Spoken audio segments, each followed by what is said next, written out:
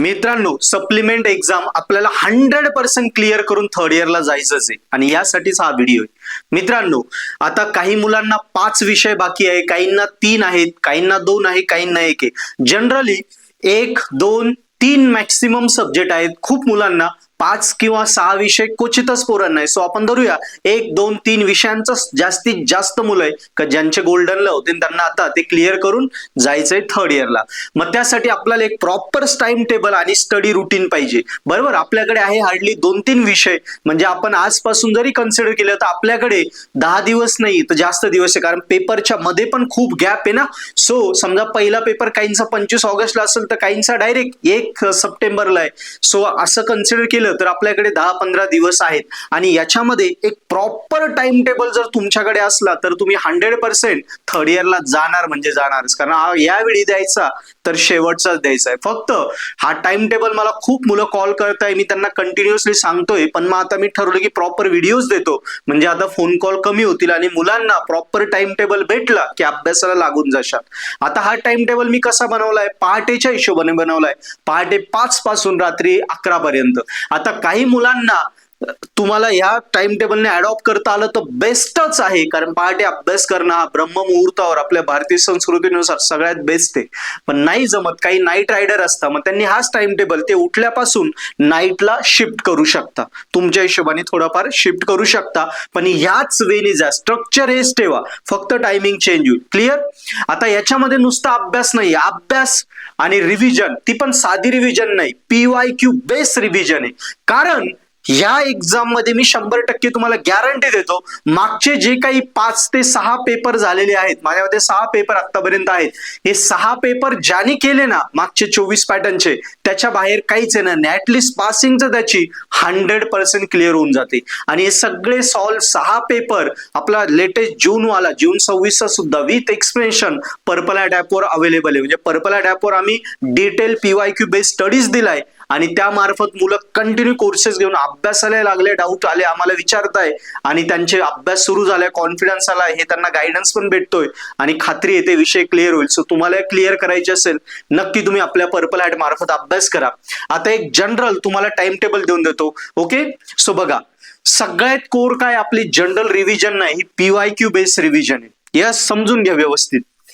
पहिल्यांदा तर सुरुवात होते आपली इथून, रात्री तुम्हाला झोपायचंय 11 वाजता, मग तुम्ही 5 वाजता आरामात उठू शकता. लक्षात ठेवा, हे 10-12 दिवस असा अभ्यास करा की आयुष्यात कधी नव्हता केला. कारण हे 8, 10, 12 दिवस मी मागतोय, 10-12 दिवस करशाल ना, तुमचं आयुष्य डायरेक्ट थर्ड इयरला निघून जाईल. आयुष्यात जो डाग पडलाय वायडीचा तो निघून जाईल. आणि 10-12 दिवस मागतोय, महिना नाही मागत आहे, 2 महिने नाही मागत आहे, 10-12 दिवस द्या फक्त स्वतःसाठी. 8-8, 10-10 तास असं करा की आजपर्यंत केलं नव्हतं. तुम्ही 100% जिंकून जाशाल. बघा, 11ला झोपले म्हणजे 5ला उठशाल.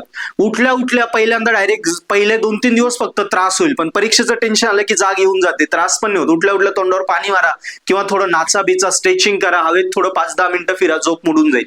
2 दिवस त्रास होईल कारण टेन्शनमुळे झोपच मुडलेली असते.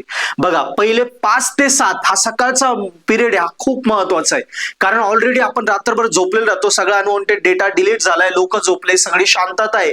त्यामुळे पहाटे 2 तास अभ्यास म्हणजे दिवसाचा 3 तासाचा अभ्यास आहे, लक्षात ठेवा. त्यामुळे या 5 ते 7 मध्ये सगळ्यात टफ विषय जो असेल तुमचा तो आधी घ्या. ओके, तो कव्हर झाला. मग 7 ते 9 मध्ये तुम्हाला ब्रेक दिलाय मी, अंघोळ वगैरे, नाश्ता पाणी सगळ्या गोष्टींसाठी. मग 9 ते 11 मध्ये पुन्हा याच सब्जेक्टचा पुढे करायचं. म्हणजे हा सब्जेक्ट 5 ते 7 पहिला सब्जेक्ट आणि नंतर 9 ते 11. टाइम टेबल लिहून घ्या, फॉलो करा, 100% थर्ड इयरला जाशाल. आलो इथपर्यंत. आता बघा, 4 तास एका विषयाला दिले, मग 11 नंतर पुन्हा अर्धा तास मी ब्रेक दिलाय तुम्हाला. आता सब्जेक्ट आपला चेंज होतोय, हा पहिला सब्जेक्ट झाला, आता दुसरा सब्जेक्ट 11:30 ते 1:30 इझी वाला सब्जेक्ट घ्यायचा. एक अवघड तर एक इझी. इझी का घेतलं, कारण इथे आता दुपार सुरू झाली, दुपारी कंटाळा वाढत जातो, त्यामुळे इकडे इझी सब्जेक्ट घ्यायचा 11:30 ते 1:30. ओके, आता इथे हे कंटिन्यू 2 तास कसे जातील तुम्हाला कळणार पण नाही, पण इथे 2 तासामध्ये इथे पण 11 पर्यंत निघून जाईल. पण वाटलं थोडं तर 1 तासानंतर 10-1 मिनिटं ब्रेक घेऊ शकता. इकडे पण 1-1 तासानंतर 5-10 मिनिटं ब्रेक घेऊ शकता. ओके. 1:30 नंतर आपल्याला जेवण करायचं. 1:30 ते 2 जेवण झालं. 2 पासून 4 पर्यंत झोपून घ्या, कारण पहाटे लवकर उठले, डोकं जड झालं, आता शांतता पाहिजे, झोपून घ्या. मग 4ला चहा वगैरे झाला की 4:30 ते 6:30 पुन्हा हाच सब्जेक्ट घ्यायचा आहे. म्हणजे टफ सब्जेक्टला 4 तास आणि सोप्या सब्जेक्टला 4 तास. टफ इझी असं जायचंय. अभ्यास कळाला. आता नेक्स्ट अभ्यास कंप्लीट झाला. 6:30 पासून पुन्हा रात्री 9 पर्यंत जेवण आणि इतरचे फोन कॉल वगैरे, तुमची मीटिंग, सगळ्या गोष्टींना मी टाइम दिलाय. मग आता रिव्हिजनचा टाइम आला. पण रिव्हिजन कशी, ती सगळ्यात महत्वाची. डायरेक्ट PYQ बेस्ड रिव्हिजन आहे. आता टाइमपास करायचं नाही, कारण आर्य अपार आहे, शेवटचे दिवस आहे. मग 9 ते 10 मध्ये जेवण बिवण झालं आणि कमी खा, भातबीत कमी खा, नाही तर झोपा काढशाल. ओके. लाईट जेवण करा. 9 ते 10 मध्ये हा जो पहिला सब्जेक्ट होता याचे डायरेक्ट प्रश्नपत्रिका सोडवायला बसायचे. प्रश्नपत्रिकेने आपोआप रिव्हिजन होणार आहे. वेगळे रिव्हिजन घ्यायची नाही. वेगळे रिव्हिजन पेपरच्या 1 दिवस आधी. मग तुम्ही म्हणता सर एवढा मोठा पेपर कसं सोडवणार? सोपं आहे ना. समजा उदाहरणार्थ इथे तुम्ही BEE करताय. BEE मध्ये तुम्ही समजा किचॉफ्स लॉ केलं होतं. मग पेपरमधनं फक्त किचॉफ्स राहायचा आहे. कुठला तरी एक प्रश्न असेल ना, समजा क्वेश्चन 2B किचॉफ्स लॉवर आहे, तेवढाच सोडव ना. मग मागचे 5-6 पेपर आहेत, सगळ्या पेपरमध्ये किचॉफ्स लॉवर 3-4 तर प्रश्न आले असतील, तेच सोडव. म्हणजे किचॉफ्स लॉचेच रिव्हिजन होईल. पूर्ण पेपर तुलाही नाही सॉल्व्ह होणार, मलाही नाही होणार, कारण आत्ताशी अभ्यासाची सुरुवात केली. जेव्हा हा अभ्यास करत करत 8-10 दिवस होतील, तेव्हा सिलेबस संपेल, तेव्हा आपोआप पेपर संपत जाईल तुझा. सो जो टॉपिक केलाय त्याच्यावर डायरेक्ट प्रश्नपत्रिकेतून प्रश्न सोडवायचे. आणि काय होईल, 10-12 दिवस रोज पेपर बघून पेपरची पहिली भीती जाईल. भीती गेली म्हणजे आपल्याला पेपर कॉन्फिडन्सली लिहिता येईल. पेपरला गेल्या गेल्या डोळ्यासमोर अंधार येणार नाही, कॉन्फिडन्स वाढेल आणि रोज पेपर बघून बघून पॅटर्न क्लिअर होईल. काय येतं काय नाही, PYQ ची प्रॅक्टिस होईल. आणि यावेळी PYQ चेच प्रश्न येणार आहे. 100% क्लिअर व्हाल. कळालं? 9 ते 10 मध्ये सब्जेक्ट 1 चे डायरेक्ट PYQ आणि डायरेक्ट रिव्हिजन, आणि 10 ते 11 मध्ये सब्जेक्ट 2 चं जे वाचलं होतं त्याचे डायरेक्ट PYQ डायरेक्ट रिव्हिजन होऊन जाते. 11 वाजता झोपून घ्या. 100% तुमचे सगळे विषय क्लिअर होऊन तुम्ही 3rd इयरला जाशाल. मित्रांनो, द बेस्ट टाइम टेबल आहे. कितीतरी पोरांना दिलाय मी.